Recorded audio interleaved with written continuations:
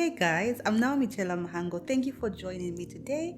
If this is your first time, you are welcome. So, today I just want to share something that came up from my 2022 reflections. Um, so, a few months ago, I was in a particular rotation as an intern, as a medical doctor. I I was on a cold day, if I remember very well, meaning we were working from 8 a.m. to 8 a.m. the next day, so 24-hour shift. And I was working with such an amazing consultant, and we probably had like a few minutes break.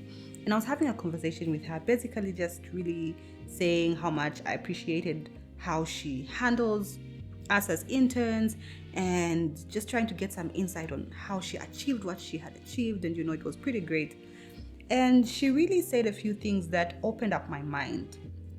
And she said something in the lines of people have always been appreciating what she's done and what she's achieved. And it's great. It's amazing, She's really grateful. And she says, but especially for younger people, they don't see the other side of things. Okay. So they see the picture perfect part where she has done amazing, great things, and she's one of the only people in her field. And then on the other side, the flip side that people don't see is what she had to give up to get to that place, the things she's had to lose, the friendships she actually lost just because of the season she was in and what she had to pay attention to. So much happened. But as people, we really don't see that other side. And it opened up my mind to say, people say you can have it all, but can you really have it all? And when we think of social media, it portrays this crazy ideal when it comes to life. And this looks different for both men and women. So by 25, by 30, by 40, even by 50, people will be flashing how by this age you should have this amount of money, you should have bought this house, should be chasing the bag, should have this by that. So much. And to be honest, I don't think it's very, very, not that I know it's not possible for everyone's life to look the same. People have different experiences, their journeys are different, it looks totally different. And one of my other friends even told me how she's gone a step further and decided to block certain people and unfollow certain people just because they portray a life that is picture perfect, because nobody's going to tell you about their bad days. Everybody wants to post something that is very pretty and good, all angles of their lives just look perfect. And she says, it's really deceiving. I know in my heart of hearts that that's not how life is, but it's really deceiving if that's what you see every single day. And she made that bold step to kind of unfollow certain people in her life. And I had this conversation with my husband as well, and he went ahead to say that sometimes we want to mimic people, but it's when we try to do that we read our unique journeys of its joy and beauty just because we're trying to live somebody else's life. So this really shifted my attention from I can have it all to thinking about life in seasons and where I need to be, what I need to be doing in that particular season. And especially as a creative, and if you're a creative, you totally get this, that you find yourself in a space where you have so many things that you can do, so many things you love that you're good at, and you don't know where to begin.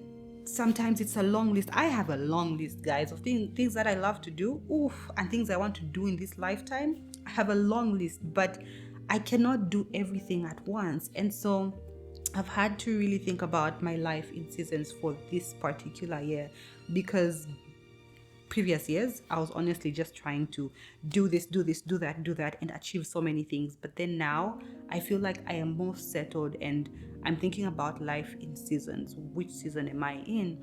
This for me was solidified by the verse in Ecclesiastes, that must be 3 from 1 to 11, that talks about for everything there's a season. So now I think of my life in seasons. But even when I'm thinking of my life in seasons, I think of, do I want some kind of constant, some kind of balance, something that kind of grounds me for every season? And I came up with 4 different things, and I'll share that with you. And I don't know what yours would look like if you decided to think about life in seasons, just to have some kind of balance. But for me, the first thing that's really important is my walk with the Lord, growing in the knowledge of, in the things of the Lord. I've taken good steps. Like I went to Rema Bible school and stuff, and it was really great. But I need to do more for myself. The other thing is my mental health. I'm going to be taking care of my mental health because I know what it looks like when I don't, and I don't want to get to that place. So that's one of my constants. The third thing is my physical health. I mean, what would it profit me to gain everything that I want to gain, and my health is just really dying by the time I'm like 40, 50? I want to take care of my body. I want to eat well. I want to exercise. So that's another constant.